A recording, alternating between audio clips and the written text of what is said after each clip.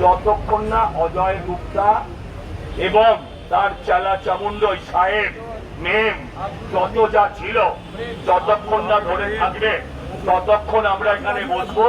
সুযোগ শুভেন্দু দা সহ সবাই আসছে আছে।